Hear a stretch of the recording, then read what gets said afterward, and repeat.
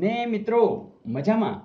મિત્રો આપણે રિઝનિંગના સમ જોઈ અને નવી નવી વાતો શીખી રહ્યા છીએ. એમાં GSCSLમાં 2016ની અંદર પૂછાયેલા જે પ્રશ્નો છે એમાં રિઝનિંગમાં શું છે નવું એ જોઈએ છીએ. તો મિત્રો ટ્રાય કરવા જેવું છે, ટ્રાય કરો. નીચેની ખાલી જગ્યામાં શું આવે અહીંયા બધી આખી આ સિરીઝ આપી છે. વિડીયો સ્ટોપ કરો ને ટ્રાય કરો. ઓકે ગુડ, તમે લોકોએ ટ્રાય કરી અને સાચી વાત જ પકડી લીધી કે સર આમાં કંઈ નથી. અહીંયા 2 છે, પછી 2 3 છે, પછી 2 3 4 છે, 2 3 4 5 છે, 2 3 4 5 6 છે, 2 3 4 5 6 7 છે. તો હવે 2 3 4 5 6 7 કોણ આવે? 8 એવું છે. યસ છે. તો બિલકુલ સાચું છે મિત્રો. તો આવું જ કંઈક હોય છે. દરેક સિરીઝની અંદર શું નવું છે એ આપણે શોધવાનું હોય છે. જોઈએ નેક્સ્ટ. મિત્રો અહીં કોડિંગ આધારિત એક આ પ્રશ્ન છે કે મોબિલિટી બરાબર 4 છે 6 2 9 3 9 2 7 હોય તો એક્ઝામિનેશન બરાબર શું? મિત્રો એક વસ્તુ તો તમે જાણો છો કે અહીંયા 3 ને 3 6 ને 2 8 છે. 3 ને 3 6 ને 2 હા.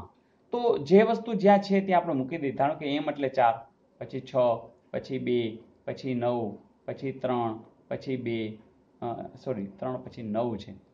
9 પછી 2 પછી 7. તો અહીંયા તમે એ પણ જોઈ રહ્યું છે કે અહીંયા 9 એટલે 9, આઈ એટલે 9 બે જગ્યાએ આવ્યા. ટી એટલે સોરી અહીંયા કોડ કદાચ બીજો હોઈ શકે છે. 2 છે ટી નો હોઈ શકે, બી નો હોઈ શકે, એવો અર્થ નીકળે. પણ જે વસ્તુ જાણી છે, જેમ કે ઈ ની જગ્યાએ આપણે જાણતા નથી. જો ઈ ક્યાંય નથી, એક્સ ક્યાંય નથી, એ પણ નથી, પણ એમ છે એટલે એમની જગ્યાએ 4 મૂકી શકો. આઈ ની જગ્યાએ તમે 9 મૂકી શકો. એન નથી, કાંઈ વાંધો નહીં. એ ની જગ્યાએ પાછું કંઈ નથી. ટી ની જગ્યાએ તમે જાણો છો 2 મૂકી શકો. આઈ ની જગ્યાએ 9 મૂકી શકો. ઓ ની જગ્યાએ 6 મૂકી શકો. એન ની જગ્યાએ જાણતા નથી. પણ તમને ખબર છે કે છેલ્લાની આગળ 296 ક્યાંક દેખાય છે, જોઈ લે આપણે. તો છેલ્લું છે એની આગળ 296 નથી. અહીંયા દેખાણા, પછી અહીંયા નથી, અહીંયા નથી. તો પતી ગયું, કંઈ ચેક કરવાની જરૂર નથી. જે અમસ્તું ચેક કરવું તો કે 3 આંકડા પછી 49, 3 આંકડા પછી 49 છે. ધેટ મીન્સ આ ફાઇનલ જ થઈ ગયું મિત્રો. તો ક્યાંય કોઈ વસ્તુ આપેલી છે એનો જ અનુસંધાન, તો બાકીનાની કોડ આપ્યો નથી તો પણ આપણે અનુમાન કરી શકીએ, કારણ કે એ લોકોએ ABCD જેવી રીતે આપી છે. મતલબ કે વિકલ્પો જેવા આપ્યા છે જેના આધારે તમે નક્કી કરી શકો. તો આવું પણ હોય છે. તમને મજા એ આવતી હશે કે નવું નવું શું છે એ આપણે દરરોજ જોઈ રહ્યા છીએ.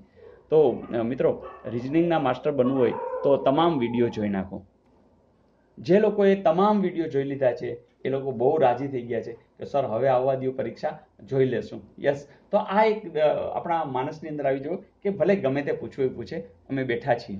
તો આવી નક્કર વાત સાથે આગળ વધતા રહીએ. અને તમે હા કહેતા હો તો એક હોમવર્ક આપી દો. યસ, હા કહી રહ્યા છો, ચલો આપી દો. મિત્રો પ્રશ્ન આવો છે કે જો બુક એટલે ઘડિયાળ, ઘડિયાળ એટલે બેગ, બેગ એટલે ડિક્શનરી, ડિક્શનરી એટલે બારી હોય તો ચોપડીઓ શેમાં ભરવાની થાય? તો મિત્રો વિચારીને કહો. આ તમારું હોમવર્ક છે અને મને ખાતરી છે કે તમે શોધી લાવશો જવાબ. પણ રિઝનિંગનો પ્રશ્ન છે, એવી રીતે જરા વિચારીને કરજો, જવાબ તો મળી જવાનો છે, કારણ કે આપણે આવા ઘણા બધા અગાઉ પણ સમ લીધેલા છે. તો યસ, લાસ્ટ આપેલું હોમવર્ક જોવું છે ને? ચલો જોઈ લઈએ. મિત્રો પ્રશ્ન એવો હતો કે કેટલા ત્રિકોણો છુપાયેલા છે? યસ. તો મોટાભાગના જવાબ આપી દીધો છે. તમે જુઓ, આપણે મોટો એક ક્વેશ્ચન કરીએ તો આ એક ત્રિકોણ તો દેખાય છે કે નહીં? ચલો, પછી એક આ બીજો ત્રિકોણ દેખાય છે. યસ. તો એક આમ અને એક આમ, બે તો દેખાઈ ગયા. 3 4 5 6 7 ને 8. યસ, જવાબ સાચો. એ સિવાય કોઈ બીજા દેખાતા નથી. તો જે લોકોએ 8 જવાબ લખ્યો છે બિલકુલ સાચો છે. તો મજા આવી? તો દોસ્તો હવે તો આવો પ્રશ્ન કદાચ પૂછે તો આમ ફટ દઈને 8 ગોતીને કહી દેશો.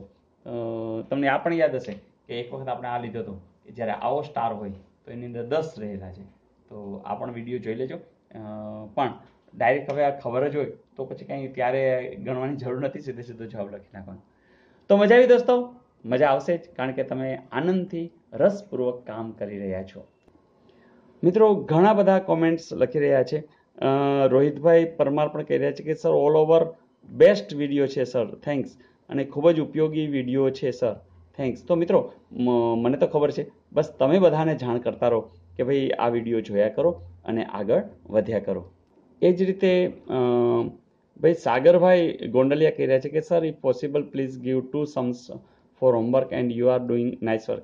તો સાગરભાઈ મને લાગે છે કે તમે દરેક વિડીયોમાં સ્ટોપ કરો અને ટ્રાય કરો તો એ તમામ હોમવર્કના રૂપે પણ તમને દેખાઈ રહેશે. તો બસ આનંદ આવશે. ઘણી વખત છે ને બહુ મોટા વિડીયોથી વિદ્યાર્થીઓને સમયનો અભાવ નડતો હોય છે, એટલે આપણે બહુ સાઇઝ રાખી નથી. તો મિત્રો બસ સાગરભાઈ તમે આ રીતે પણ કામ કરજો, અને થેન્ક્સ. બધા મિત્રોને જાણ કરજો કે પ્લેલિસ્ટમાંથી આપણી ચેનલના એનડીસીને ક્લિક કરી પ્લેલિસ્ટની અંદર જાય અને એમાં દરેક વિભાગના વિડીયો જોઈ નાખે, જે બધે ઉપયોગી થવાના છે. રવિભાઈ પણ કહી રહ્યા છે કે સર હોમવર્ક આપો છો તો બહુ સરસ બાબત છે અને તમારું કામ ખૂબ જ સારું છે સર, હોમવર્ક ચાલુ જ રાખજો. Nice work sir. તો થેન્ક યુ રવિભાઈ.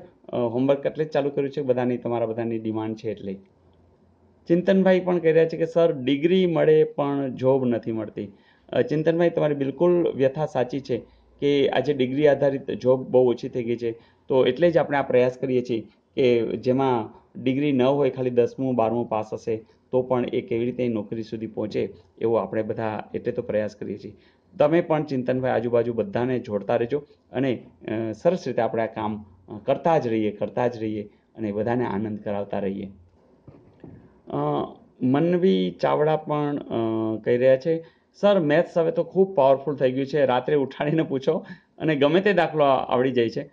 તમારી શીખવાડવાની રીતમાં જાદુ છે સર, આભાર. મિત્રો બસ તમારા બધાનો પ્રેમ છે અને ઘણું બધું આપણે કામ કરવાનું છે. બસ કરતા રહેશું, આગળ વધતા રહેશું, બધાને જોડતા રહેજો અને હા, તમારી કોમેન્ટ્સ આ જ રીતે મોકલતા રહેજો. આવજો.